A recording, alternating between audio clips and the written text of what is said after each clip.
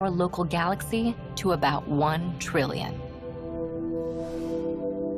The search for exoplanets continues, not just to create a catalog of known worlds, but also to see if life may exist elsewhere in the universe.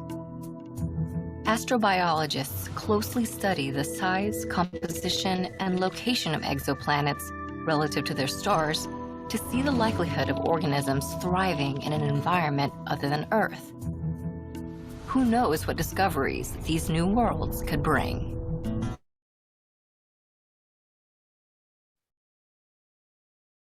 ඔගොල්ලෝ බැලුවේ එක්සෝප්ලැනට්ස් කියන තියෙන video එකක්. අපි අප පොඩ්ඩ මතක් කරගත්තොත් එක්සෝප්ලැනට්ස් කියන්නේ වෙනත් තරුවක් වටා පරිභ්‍රමණය වෙන ග්‍රහලෝක, එහෙම නැත්නම් සෝලර් සිස්ටම් එකෙන් එහා, එහෙම නැත්නම් විශ්වයේ තියෙන අනිත් තරු වටා පරිභ්‍රමණය වෙන ග්‍රහලෝක වලට තමයි එක්සෝප්ලැනට්ස් කියලා කියන්නේ.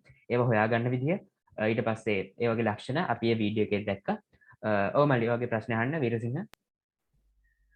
අයියේ අය කිව්වේ අර මේ ඒක තිබ්බ අර එර්ටන් ලොග් කියලා මේ එක්ස්ප්ලැනට් જાතිය. ඔව් මල්ලි. ඒව නේද? මොකද අපිට අර ජීවේ තියෙන කියලා අපිට ඔව් මල්ලි ඇනලොග් ප්ලැනට් අපිට එර්ත් ලයික් ඒවා කියලා අපිට හඳුන්වන්න පුළුවන්. ඒ කියන්නේ පෘථිවියට සමාන ලක්ෂණ තියෙන පෘථිවියට සයිස් එකෙන්, ඒ වගේම සූර්යයාගේ තියෙන දුරෙන්, ඒ වගේ තියෙන මූලද්‍රව්‍ය වලින්, මේ වගේ දේවල් වලින් පෘථිවියට සමානයි කියලා හඳුන්වන්න පුළුවන්. ඒවා තමයි එර්ත් ඇනලොග්ස් කියලා අපි එක්සෝප්ලැනට්ස් විදියට හඳුනගන්නේ. ඒ වලයි මොකද්ද? ඔව් මල්ලි. එස්කියුස්මි මොකද්ද? ඒ වල මොකද්ද? ජීවිතේ නැතත් අපිට පුළුවන් නේද මේ අපිට මේ ඔව් මල්ලි ඒකට අපිට ජීවය අරගෙන යන්න පුළුවන්. හැබැයි ප්‍රශ්නේ තියෙන්නේ දැන් තරු එක තව වෙනත් තරුවක් වඩා පරිභ්‍රමණය හින්දා අපිට එතන තියෙන දුර අති විශාලයි. අපිට ඒක ට්‍රැවල් කරන්න ටෙක්නොලොජි එක තාම දියුණු වෙලා නැහැ. ඔව් මොකද්ද? හරිනේ මල්ලි. අනාගතේ දියුණු වෙන්නේ කවදා හරි? ඔව් මල්ලි අපි ඒක බලමු. ඔවිදු මල්ලි ඔයාගේ ප්‍රශ්නේ අහන්න. අයියා දැන් මේ වීඩියෝ එකේ chart එකක් තිබ්බ නේද මේ එක එක ගණන් ඒ කියන්නේ දැන් earth analog කීයද එහෙම කියලා. එතකොට එකක් තිබ්බ නේද 12යි කියලා. ඒ මොකද්ද ඒ? මට ඒක මතක නැහැ. මම ඔයාලට බලලා කියන්න මල්ලි අන්තිමට. මට මීටින් එක වෙලා පොඩ්ඩක් ඉන්න අපි ඒක බලමු. නිශ්චිතනේ. ඔව් මල්ලි. නැතිව තමයි ඒ 12. හරි මල්ලි අපි ඒක බලමු. මේ මෙහෙම ප්‍රශ්නයක් තියෙනවා. පොඩ්ඩක් අපි Q&A session එකේදී අපි ගැන කතා කරමු. ඊට පස්සේ අපි දැන් ෆොටෝ එකක් ගන්න තියෙනවා. අද Beyond the Sky lecture එකේ 2021 අවුරුද්දේ අන්තිම දවසේ ඉඳලා ඔයගොල්ලෝ පුළුවන් කට්ටිය කැමරා ඔන් කරන්න. අපි මේක social media වලත් post කරන්න හිතාගෙන ඉන්නවා. හින්දා පුළුවන් කට්ටිය කැමරා ඔන් කරන්න, බැරි අය profile picture කරනකොට තමන්ගේ picture එකක් දාගන්න.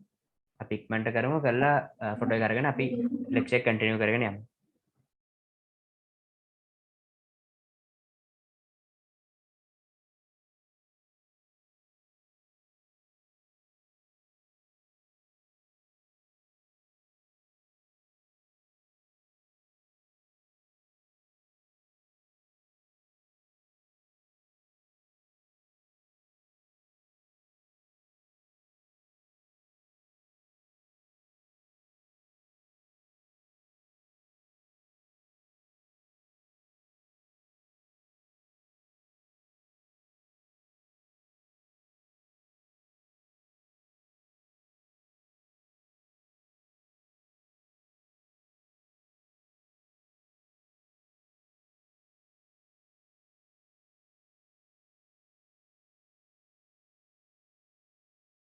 හරි මල්ලි හැමෝටම thank you.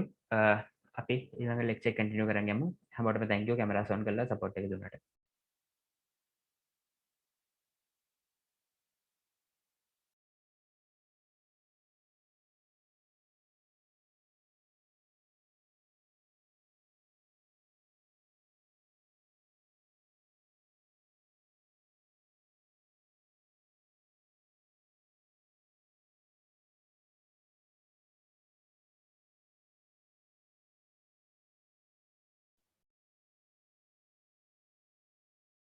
අපි ඊළඟට කතා කරන ටොපික් එක තමයි මෙසිය කැටලොග් එක කියලා කියන්නේ.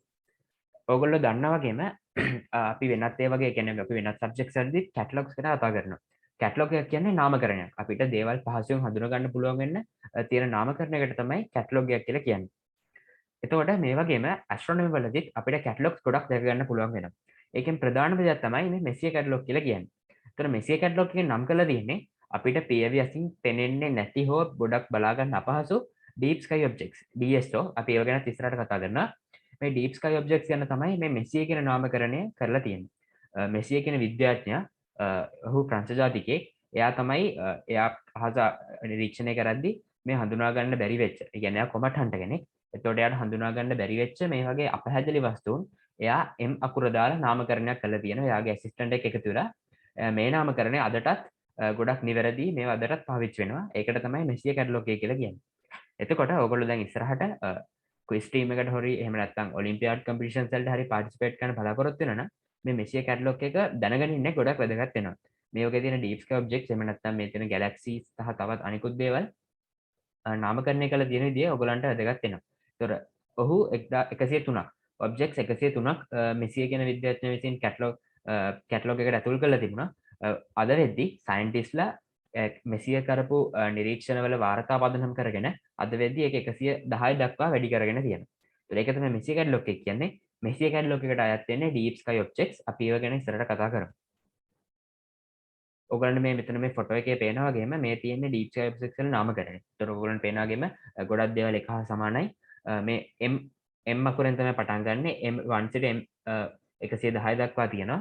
ඒතර මේවට නම් තියෙනවා. ඒ කියන්නේ අපි M නාමකරණයට අමතරව මේවට වෙනම නම් තියෙනවා. පින්වීල් ගැලැක්සි, කැට්ස් අයි නෙබියුලා මේ වගේ නම් ගොඩක් තියෙනවා. මේවට අදාළව ඔයගලන්ට ඉන්ට්‍රෙස්ටිං අයට මෙසි කැටලොග් එක ගැන සර්ච් කරලා ඒ පිළිබඳව වැඩිදුර විස්තර බලන්න පුළුවන්.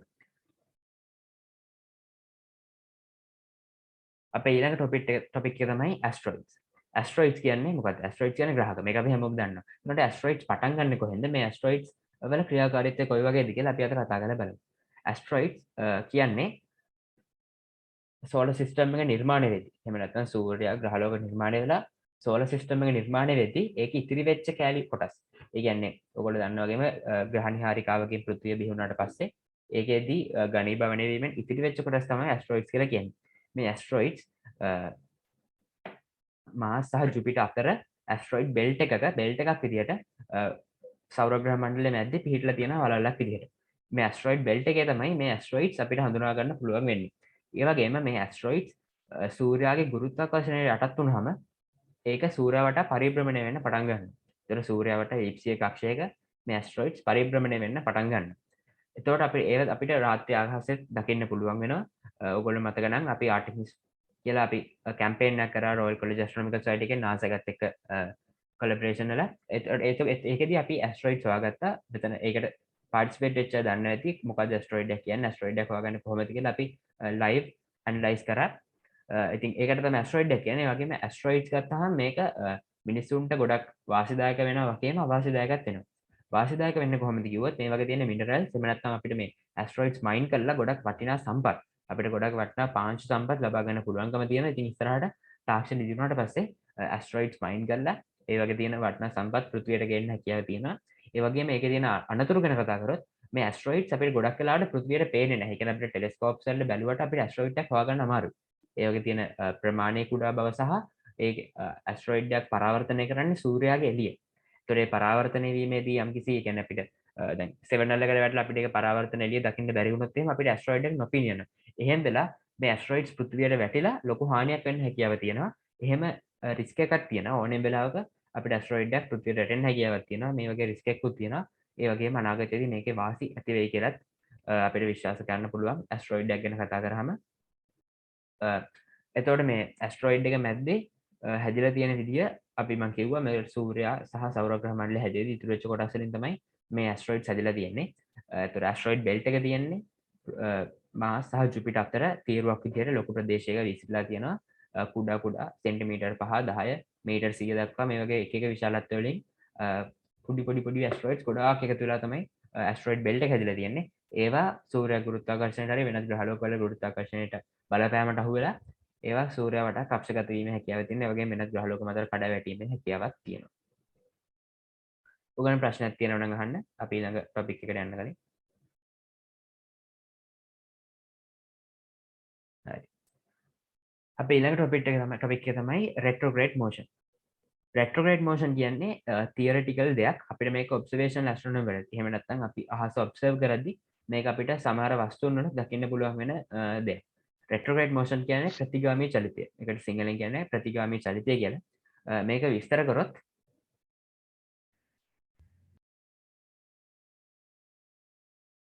අපි සමහරවිට අහස නිරීක්ෂණය කරද්දී සමහර ග්‍රහලෝක මෙන්න මේ වගේ චලිතයකට යන අපිට බලා ගන්න පුළුවන්. ඒ කියන්නේ වක්‍රාකාරව යන ගමන් පථය වෙනස් වෙලා ආපස්සට ඇවිල්ලා ආපහු ගමන් කරන විදිහක් අපිට බලා ගන්න පුළුවන් වෙනවා සමහරවිට ග්‍රහලෝක නිරීක්ෂණය කරද්දී. මේක දීර්ඝ කාලයක් පුරා වෙන ක්‍රියාවලියක්. අපිට මේක මේ විදිහට අපේචර් එක වැඩි. එහෙම නැත්නම් අපිට ඇනලයිස් කරන්න පුළුවන් ෆොටෝග්‍රැෆ් එකක් ගත්තාම අපිට මේ වගේ බලා ගන්න පුළුවන් වෙනවා ග්‍රහලෝකයක් ඉදිරියට ගමන් කරලා නැවත පසුපසට ගිහිල්ලා ආපහු ඉදිරියට ගමන් කරන ස්වභාවය. මේකට හේතුව වෙන්නේ පෘථිවිය සූර්යයා වටා ගමන් කරද්දී ඔයගලන්ට මේ රූපේ පේන විදිහටම අපිට ඒ ග්‍රහලෝකයේ තියෙන දෘශ්‍යපතේ වෙනස් වෙනවා. ඔයගලන්ට මේ ෆොටෝ එක ගත්තාම ඔයගලන්ට මේක ගොඩක් පැහැදිලිව පේනවා ඇති. අපිට පෘථිවිය සිට මාස් පේද්දි එහෙම නැත්නම් අඟහරු ග්‍රහය පේද්දි ඒ අඟහරු ග්‍රහයාගේ වේගය සහ පෘථිවියේ වේගය වෙනස් වීම සහ කක්ෂ අතර දුරේ වෙනස නිසා අපිට මේ වගේ බලා ගන්න පුළුවන් වෙනවා ඒ ග්‍රහලෝක පස්සට ගිහිල්ලා ආපහු ඉස්සරහට යන විදිහ. මේකට තමයි retrograde motion එහෙම නැත්නම් ප්‍රතිගාමී චලිතය කියලා කියන්නේ. එතන මල්ලි ඔයගොල්ලන්ට දැන් මේ වගේ ලෙක්චර් එකක් යද්දී beyond the sky ලෙක්චර් එකේදී ඔයගොල්ලන්ට ගොඩක් වැදගත් කියලා හිතනවා නම් ඔයගොල්ලන්ට පුළුවන් මේවා note down කරගන්න. ඔයගොල්ලන්ට ඉස්සරහට මේවා වැදගත් වෙයි. මම කලින්ම කිව්වා වගේ quiz team වලට ඔලිම්පියාඩ් වලට participate කරනවා නම් ඔයගොල්ලන්ට මේක ගොඩක් වැදගත් වෙයි. ඉතින් කැමති අය ඉන්නවා නම් ඔයගොල්ලන්ට පුළුවන් notebook එක කරන් මේවා note down කරගන්න. retrograde motion එහෙම නැත්නම් ප්‍රතිගාමී චලිතය කියන්නේ මේක. මොනවද ඔයගොල්ලන්ට ප්‍රශ්න තියෙනවද මල්ලි?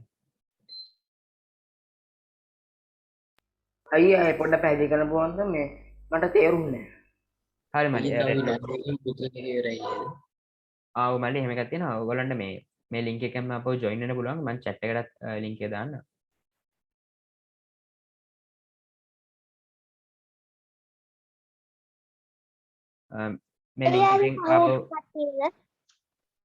මේ link එකෙන් අපෝ කට්ටිය join වෙන්න මල්ලි.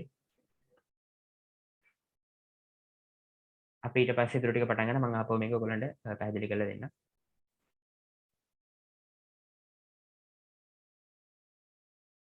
දැන් මීටින් එක end කරනවා. ඔයගොල්ලෝ ආපහු join වෙන්න. එතකොට අපි